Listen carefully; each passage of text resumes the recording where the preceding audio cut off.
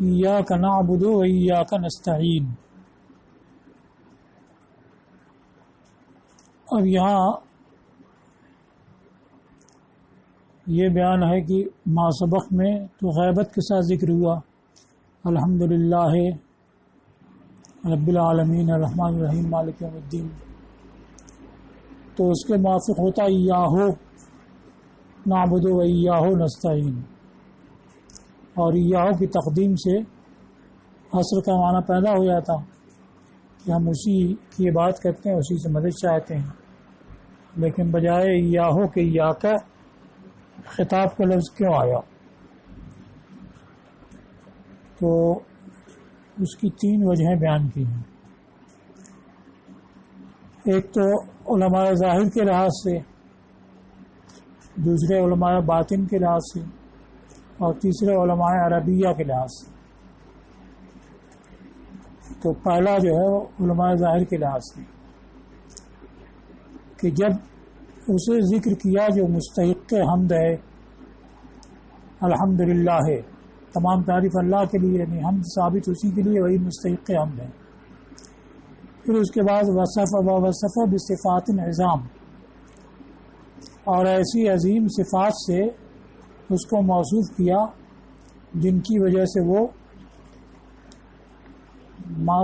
دیگر تمام ذاتوں سے ممتاز ہو گیا، کہ الحمدللہ کے بعد رب العالمین، یعنی سب کے لیے مجید اور سب کی تربیت کروانے والا، کمال تک پہنچانے والا، یہ ایک دو صفت ہو گئی، مجید ہونا، مربی ہونا۔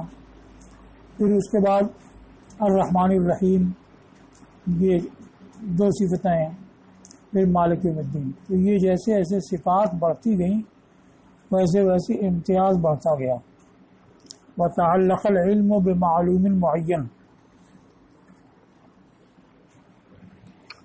اور ایک معلوم معین سے علم متعلق ہو گیا۔ خوطب بذالک، یہ لمحہ کا جواب کہ جب مستحق حمد کو ذکر کیا اور ایسی عظیم صفات سے موصوف کیا جن سے وہ دیگر ذاتوں سے ممتاز ہو گیا، اور ایک معلوم معین سے علم متعلق ہو گیا، تو اس کے ذریعے خطاب کیا گیا، یعنی ایاک کے ذریعے خطاب کیا گیا، جبکہ خطاب کا معنی توجیہ الکلام الی الحاضر ہو، اور خطبہ کا معنی اگر ذکر بصیغۃ الخطاب ہو، یعنی صیغہ خطاب سے ذکر کیا گیا، اور بذالک میں بے صحوبیہ ہو، تو ذالک کا مشان ہوگا تمیز، یعنی جب تمام ذاتوں سے ممتاز ہو گیا تو اس کے سبب خطاب کے صیغے کے ساتھ ذکر کیا گیا، یعنی یا من ھذا شان، اے وہ جس کی یہ شان ہے، نخصک بالعبادہ والاستعانہ، ہم تجھے عبادت اور استعانت سے خاص کرتے ہیں۔ لیکون ادل علی الاختصاص، تاکہ اختصاص پر زیادہ دلالت کرنے والا ہو۔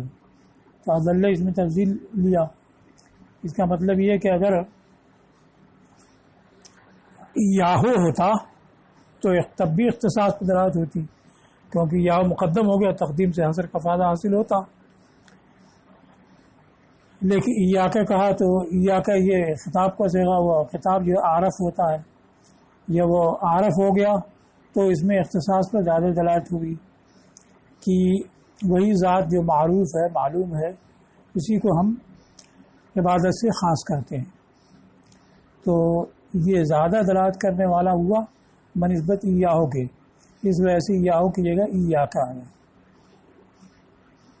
تو یہ اصل نقطہ ہوا غیبت سے خطاب کی طرف عدول کرنے کا۔ مزید والترقی من البرہان الی العیان، عیان قتال کے وزن پر عین کے کسرے کے ساتھ، والترقی یہ آتا ہے یقونا پر، لے یقونا جو ہے مقدرہ کی وجہ سے مصدر کے معنی میں جائے گا، یعنی لکھون ہی ادل الاختصاص، والترقی یعنی للترقی من البرہان الی العیان والانتقال من الغیبۃ الی الشہود، فکأن المعلوم صار عیانا والمعقول مشاہدا والغیبۃ حضورا، اور برہان سے عیان کی طرف ترقی کے لیے اور غیبت سے شہود کی طرف منتقلی کے لیے، تو گویا کہ معلوم عیان یعنی دیکھا جانے والا ہو گیا اور معقول مشاہدے میں آنے والا ہو گیا اور غیبت حضور ہو گیا. تو جیسے جیسے کوئی صفت جاری ہوئی الحمدللہ کے بعد رب العالمین ہوا تو صفت کے لانے سے موصوف کے وجود اور کمال پر برہان قائم ہوتی ہے. یعنی جب موصوف موجود ہوگا تبھی کسی صفت سے موصوف ہوگا. تو الحمدللہ میں تو یہ ہوا کہ اللہ کے لیے حمد ثابت ہے. پھر اس کی صفت لائی گئی جو سارے جہانوں کا موجد اور ان کی تربیت فرمانے والا ہے. تو اس سے اور زیادہ واضح ہو گیا. جیسے کسی شخصیت کا ذکر کیا جائے خالد ذہبی کا تھا تو ایک مبہم تصور ہوگا کہ کوئی شخصیت ہوگی، لیکن اب اس کی تعین کر دی جائے. مثلا القاب کے ساتھ ذکر کیا قال ابو عبداللہ شمس الدین الذہبی محمد ابن احمد ابن عثمان عالم محقق مورخ ناقد مدقق له تصانیف فی الرجال والتاریخ وهي مرجع عام لمن بعدہ من العلماء. تو جیسے جیسے صفات بیان کرتے جائیں گے ویسے ویسے اور زیادہ ذات واضح ہوتی جائے گی. تو اب یہاں رب العالمین وغیرہ جو صفات آئیں تو ان سے ذات اور واضح ہوتی گئی اور اس کے وجود اور کمال پر برہان اور دلیل قائم ہوتی گئی. یہاں تک کہ جب کئی صفات جاری ہو گئی رب العالمین الرحمن الرحیم مالک یوم الدین تب وہ دلیل سے مشاہدے کے درجے میں آ گیا. تو برہان سے عیان کی جانب ترقی ہو گئی اور جب برہان سے عیان کی طرف ترقی ہوئی تو اب اس درجے میں ہوا کہ خطاب کے ساتھ ایاک نعبد کہا جائے والانتقال من الغیبۃ الی الشہود اور غیبت سے شہود کی جانب منتقلی ہو. اس میں کیا ہے کہ جب انہی دلائل کو انہی صفات کو اس لحاظ سے دیکھا جائے کہ وہ برہان انفس اور برہان آفاق پر مشتمل ہیں. سارے جہانوں کی تربیت کرنے والا یہ آفاق سے اس کا تعلق ہے، بہت فضل و احسان کرنے والا اور روز جزا کا مالک. تو یہ سب جو ہے آفاق پر ولایت کرتی ہیں. اس کے ساتھ ہر فرد کی ہر شخص کی یعنی خود انسان کی بھی بندے کی بھی تربیت کرنے والا ہے، اس کو کمال تک پہنچانے والا ہے، اسی طرح اس پر فضل و احسان کرنے والا ہے اور اس کی جزا و سزا کا وہ مالک ہے. تو یہ سب دلیلیں یہ صفات جو ہیں وہ برہان انفس اور برہان آفاق پر مشتمل تھی. اور جب ان کو اس لحاظ سے دیکھا جائے کہ یہ ایک ایک صفت ہے اور ایک صفت سے کو جو ذکر کیا گیا جیسے رب العالمین کو ذکر کیا گیا تو اس کا ایک تصور ہوا، ایسا تصور جس کی وجہ سے وہ ماسوا سے ممتاز ہو گیا.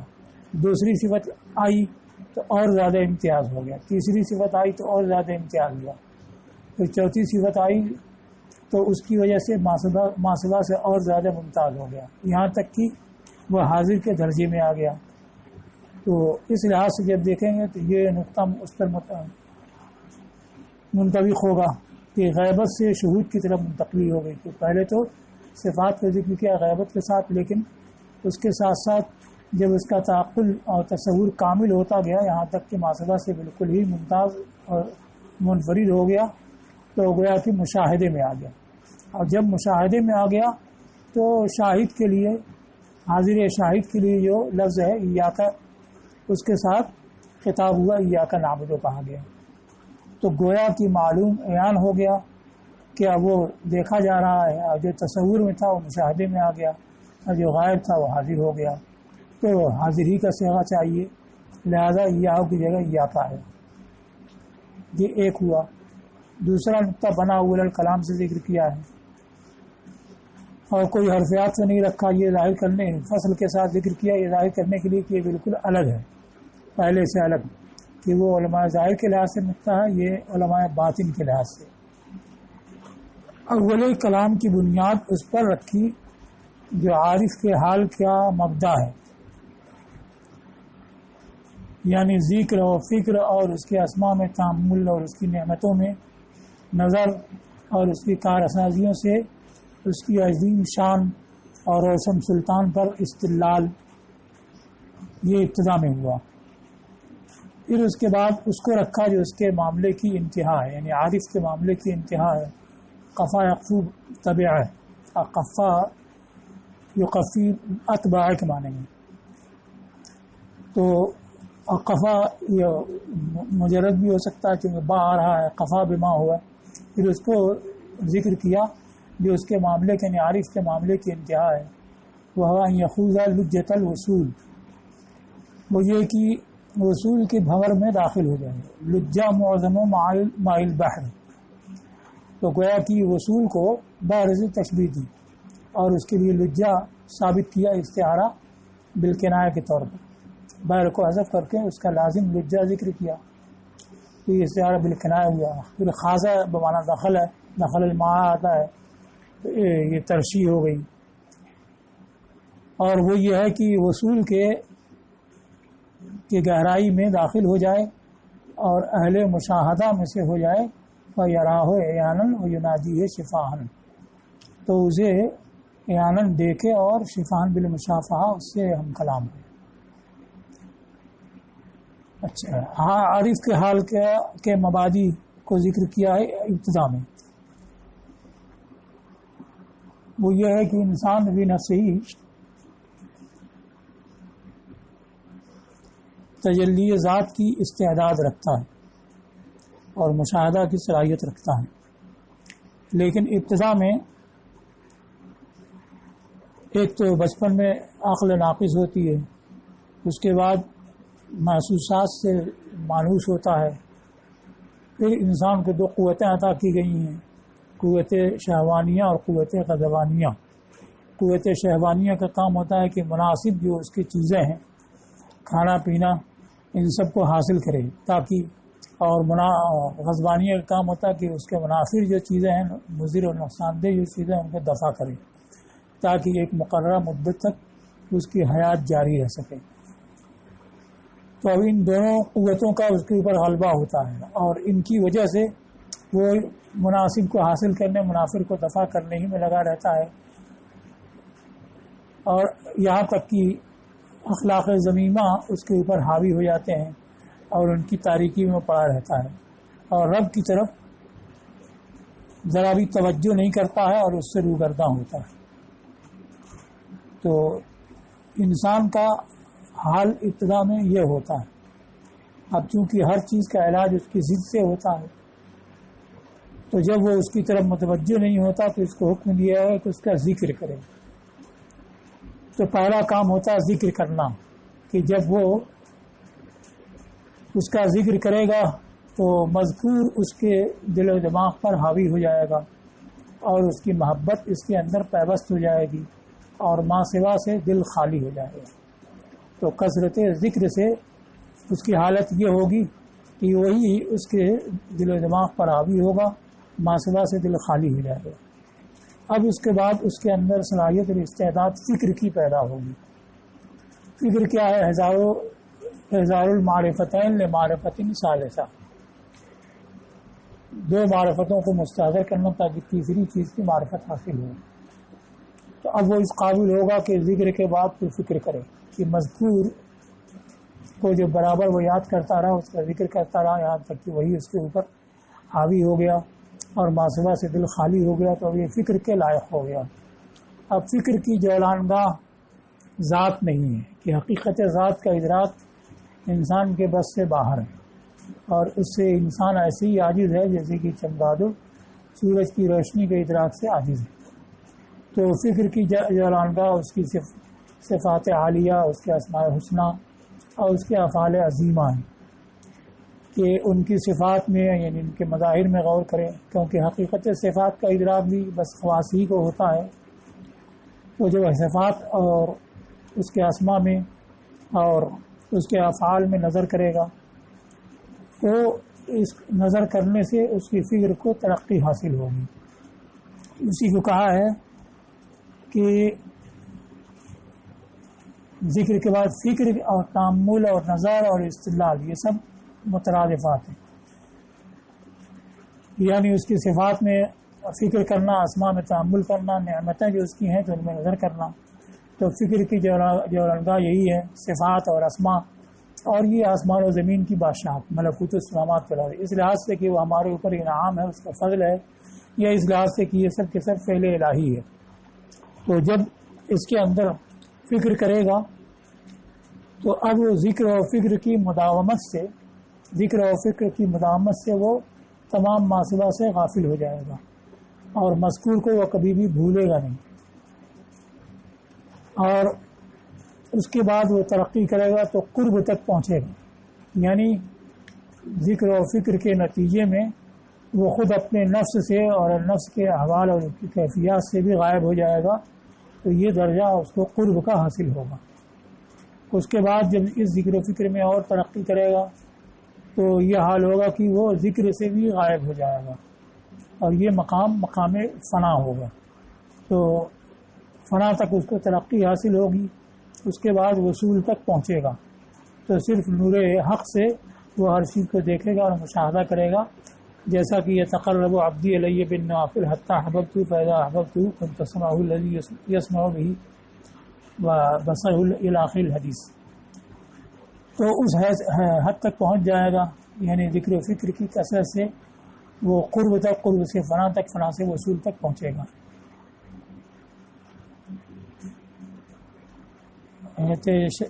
تو اب اس کے اندر اسما میں نظر کرنا، یعنی صفات کو جب اس لحاظ سے دیکھے کہ یہ اس کے اسما، جیسے رب العالمین کو دیکھے تو اس سے اس کو معلوم ہوگا کہ وہ موجود ہے، تکمیل فرمانے والا ہے، تربیت فرمانے والا ہے. اور الرحمن الرحیم میں غور کرے تو معلوم ہوگا کہ یہ ان سب سے وہ فضل و احسان کرنے والا ہے، اور ہمارے اوپر اس کا انعام اور احسان ہے بغیر کسی سابقہ استحقاق کے. اس نے یہ سب انعامات اور احسانات کیے ہیں. اور جب اس میں نظر کرے گا نعمتوں میں کہ یہ ان نعمتوں کے ساتھ وہ فضل احسان کرنے والا ہے، تو اس کی وجہ سے شکر اور امتنان کی کیفیت پیدا ہوگی. ایسی امید اور بیم اور توکل کی کیفیت پیدا ہوگی، اور ریا و سمعہ کو ترک کر دے گا. تو یہ نعمتوں میں نظر کرنے سے حاصل ہوگا. جب اس کو افعال کی حیثیت سے دیکھے تو اس کو یقین ہوگا کہ وہی فاعل ہے، وہی قادر ہے، عالم ہے، اور حکومت اور بادشاہت سبھی اسی کی ہے. تو یہ اسما میں اور اعلیٰ یعنی نعمتوں میں اور کارسازیوں میں نظر کرنے، تأمل کرنے سے اس کو یہ علم حاصل ہوگا. اور اس طریقے سے جو یقین حاصل ہوتا ہے تو کسی نہ کسی درجۂ وصول پر وہ پہنچتا ہے. شیخ شہاب الدین سہروردی رحمۃ اللہ تعالیٰ نے عوارف المعارف میں فرمایا کہ جو بھی ذوق اور وجدان کی راہ سے یقین کی صفائی تک پہنچتا ہے تو وہ کسی نہ کسی درجے وصول پر ہوتا ہے. اس کے بعد لوگوں کے مراتب اور حالات جدا گارہ ہوتے ہیں. کوئی ایسا ہوتا ہے کہ افعال کی راہ سے وصول حاصل کرتا ہے، یعنی وہ یہ دیکھتا ہے کہ کائنات میں جو کچھ ہے، وہ جو کچھ ہو رہا ہے سب فعل الہی ہے، اور سب کچھ اسی کی طرف سے ہوتا ہے. جب اس پر وہ نظر کرتا ہے تو اس کا اپنا فعل، دوسرے کا فعل سب منتفی ہو جاتا ہے اس کی نظر میں، اور محض فعل الہی کو وہ دیکھتا ہے اور تدبیر اور اختیار سے بھی باہر آ جاتا ہے. تو یہ بھی وصول کا ایک درجہ ہے. دوسرا یہ کہ کوئی شخص ہیبت اور انس کے مقام میں قائم ہوتا ہے، اس طرح سے کہ وہ اس کے جلال اور جمال کا مشاہدہ کرتا ہے، جس سے اس کے دل پر مکاشفہ ہوتا ہے. جلال کے مشاہدے سے ہیبت پیدا ہوتی ہے، اور جمال کے مشاہدے سے انس پیدا ہوتا ہے. تو اس طریقے سے وہ ہیبت و انس کے مقام سے گزر کر وصول حاصل کرتا ہے. تو یہ بھی وصول کا ایک درجہ ہے جو صفات کے ذریعے اس کو حاصل ہوتا ہے. اب اس کے بعد پھر وہ ترقی کرتا ہے اس طریقہ سے کہ یقین اور مشاہدہ کے انوار اس کے باطن پر اس کا باطن مشتمل ہوتا ہے، اور تمام ماسوا سے یہاں تک کہ نفس اس کی حالات سے بھی وہ غافل ہو جاتا ہے. تو یہ ایک تجلی ذات کے طریقے سے وصول ہوتا ہے. یہ وصول جو یقین و مشاہدہ کے انوار کے اس کے باطن کو چھا جانے سے حاصل ہوتا ہے، یہ وصول پہلے دونوں درجوں سے اعلیٰ ہے. یہ پہلے میں بطریق افعال تھا، دوسرے میں بطریق صفات تھا، اور اس تیسرے میں بطریق ذات کی ایک قسم کی تجلی ہوتی ہے، اور اس سے اس کو وصول حاصل ہوتا ہے. اور ان تینوں سے آگے ایک حق الیقین کا درجہ ہوتا ہے، جس میں یہ ہوتا ہے کہ نور حق اس کے پورے وجود پر سرایت کر جاتا ہے، یہاں تک کہ اس کا قلب، روح، نفس اور قالب یہ سبھی اس سے برابر ہوتے ہیں. تو یہ درجہ جبکہ نور اس کے پورے وجود میں سرایت کر جاتا ہے، یہ پہلے تینوں درجات سے اعلیٰ ہے، اور یہ خواص کو حاصل ہوتا ہے. اور جو درجہ بھی حاصل ہوتا ہے اس سے اوپر کوئی نہ کوئی درجہ ہے، اس لیے کہ تجلیات ذات کی کوئی انتہا نہیں ہے. تو ان طریقوں سے اس کو وصول یعنی خدا تک رسائی حاصل ہوتی ہے. جس طور سے بھی وہ اس یقین کی حد کو پہنچے گا تو وصول ہی ہوگا. تو یہ کہا ہے کہ یسیر من اہل المشاہدہ ان یخوض من لجۃ الوصول و یسیر من اہل المشاہدہ. تو اس سے ظاہر ہوا کہ اہل مشاہدہ میں سے ہونا یعنی اس کو دیکھنا اور اس کا مشاہدہ کرنا یہ آخری حالت ہوتی ہے. تو ابتدائی حالت تو ذکر و فکر کی، آخری حالت مشاہدہ تک رسائی ہے. فَيَرَاهُ عَيْنٌ مِّرَاجِهِ شِفَانٌ. اللہم اجعلنا من الواصلین الی العین دون السامعین للأثر. اے اللہ ہم کو عین یعنی حقیقت تک رسائی پانے والوں میں سے کر دے، نہ صرف اثر کو سننے والوں میں سے. تو یہ دو نقطے ہوئے. تیسرا بیان کیا کہ عرب کا طریقہ ہے، ان کی عادت ہے کلام میں تفنن یعنی مختلف فن اور نوع اختیار کرنا، اور ایک اسلوب سے دوسرے اسلوب کی طرف عدول کرنا. تطریتاً لہو و تنشیتاً للسامع. تطریت معنی تازہ کرنا، ترین معنی تازہ آتا ہے، تازہ کرنا. تو کلام کو تازہ کرنے اور سامع میں نشاط پیدا کرنے کے لیے جب ایک اسلوب سے دوسرا اسلوب آتا ہے تو کلام میں تازگی آ جاتی ہے، اور سامع کو بھی نشاط پیدا ہو جاتا ہے، کیونکہ کلو جدید لذیذ. تو اب اس تفنن میں سے ایک یہ طریقہ یہ بھی ہے کہ خطاب سے غیبت کی طرف عدول ہوتا ہے، اور غیبت سے تکلم کی طرف، اور بالعکس یعنی تکلم سے غیبت، غیبت سے خطاب. جیسے باری تعالیٰ کے ارشاد حتیٰ اذا کنتم فی الفلک وجرینا بہم، یہاں تک کہ جب تم کشتیوں میں ہو اور وہ ان کو لے کے چلیں. تو کنتم کے موافق کیا ہوتا ہے؟ جرینا بکم، مگر بجائے خطاب کے غیبت آیا بہم. دوسری جگہ ارشاد ہے واللہ الذی ارسل الریاح فتثیر سحابا، اللہ ہی جس نے ہواؤں کو بھیجا تو وہ بادلوں کو برانگیختہ کرتی ہیں. فسقناہ، تو اللہ الذی ارسل یہاں غیبت کے ساتھ ذکر ہے، تو اس کے موافق ہوتا فساقہ الی بلد میت. تو فساقہ کے بجائے فسقناہ آیا، پھر ہم نے اس کو کسی مردہ شہر کی طرف چلایا. یہ قرآن میں آیا ہے. اور عرب کے کلام میں تو امرؤ القیس کا یہ شعر ہے تطاول لیلک بالاسمدی. یہ ایک مقام کا نام ہے، اسمد حمزہ کے کسرے اور میم کے ضمے کے ساتھ، اور اسمد احمد کے وزن پر. ونام الخلیو الخلیو عن الہم والغم ولم ترقدی. مقام اسمد میں تیری رات دراز ہوئی اور جو غم سے خالی تھا، بے غم تھا، وہ تو سو گیا اور تجھ کو نیند نہ آئی. تو اس میں خطاب کے ساتھ ذکر کیا کہ تیری رات مقام اسمد میں دراز ہوئی اور بے غم سویا رہا اور تجھ کو نیند نہیں آئی. پھر کہا وباتت لہو لیلتن کلیلۃ ذی العائر الارمدی.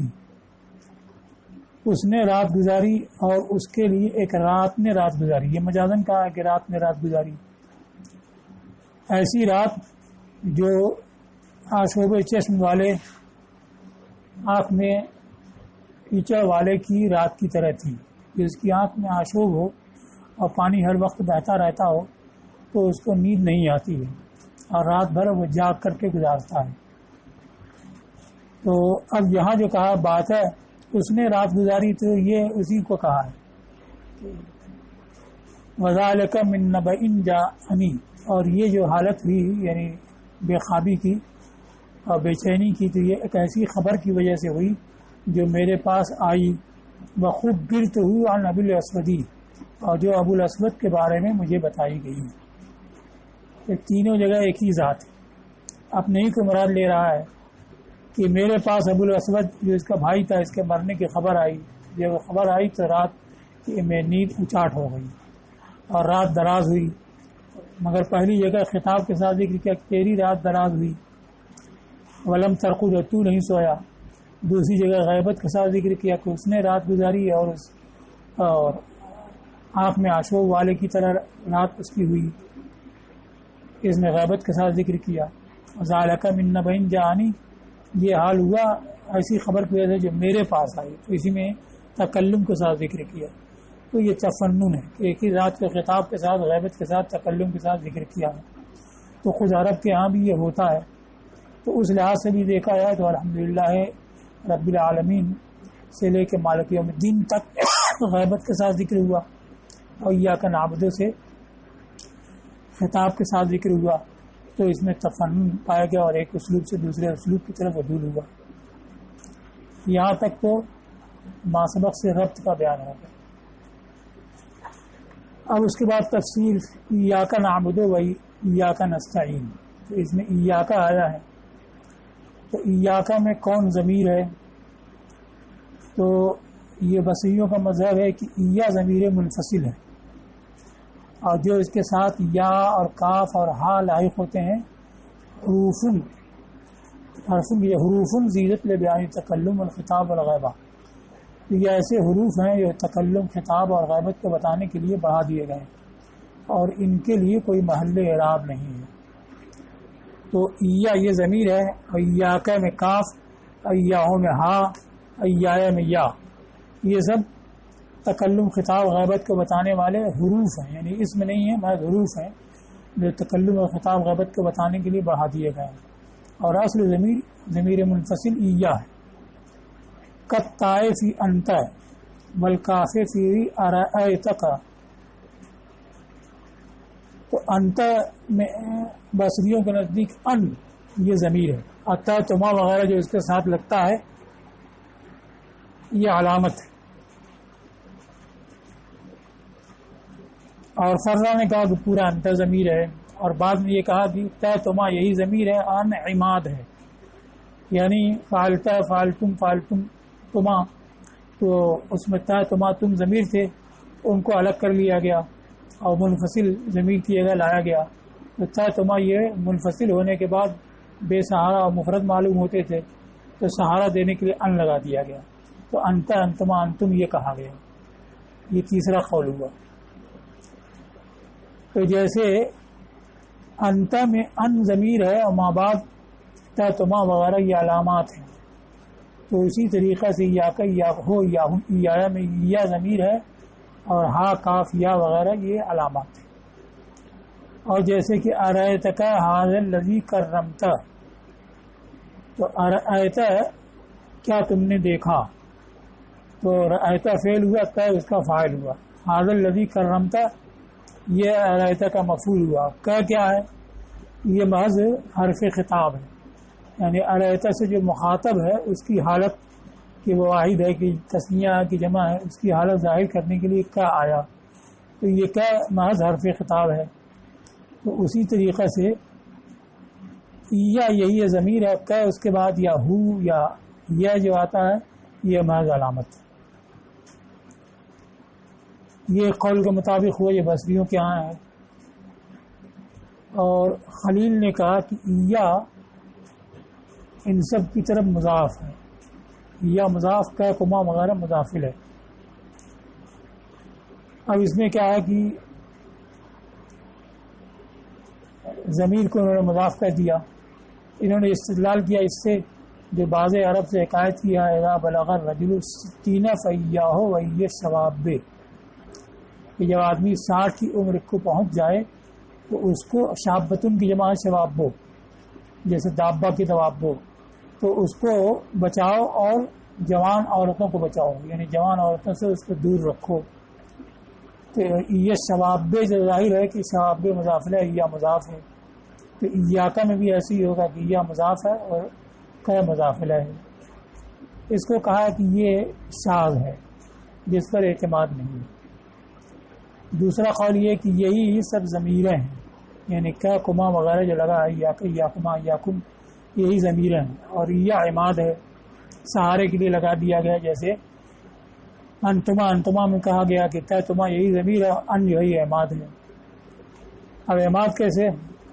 تو اس کو کہا فإنها لما فصلت عن العوامل، کہ جب ان کو عوامل سے خالی کر لیا گیا، جیسے ضرب تو کا، ضرب تو کما، ضرب تو کم، تو کا کما کم یہ مفعول بہی تھے، اب فعل سے خالی کر لیا، جو عامل تھا وہ خالی کر لیا تو کا کما کم ہو گیا۔ تو کا کما کم ہونے کے بعد ان کا بولنا دشوار ہوا، تنہا بولنا دشوار ہوا، تو ان کے ساتھ ایا کو ملا دیا گیا، ایا کا یا کما یا کم کر دیا گیا، تاکہ اس سے مل کر کے یہ مستقل ہو جائے۔ تیسرا قول جیسے انتم ہے کہ پورا ضمیر ہے، فرا کا قول ہے، تو ویسے ایاکا کے بارے میں کہا گیا کہ یہ پورا کا پورا ضمیر ہے۔ تو 3 ہو گیا، ایک تو یہ کہ ایا ضمیر ہے، ما بعد علامت ہے، دوسرا یہ کہ ما بعد جو کا کما ہے وہی ضمیر ہے اور یا عماد ہے، تیسرا یہ کہ پورا ایاکا یہ ضمیر ہے، اور ایک قول خلیل کا چوتھا شاذ قرات میں ایاکا پڑھا گیا ہے حمزہ کے فتحے کے ساتھ، اور حیاکا پڑھا گیا حمزہ کو ہا سے بدل کر کے قرب مخرج کی وجہ سے۔ اب اس کے بعد ہے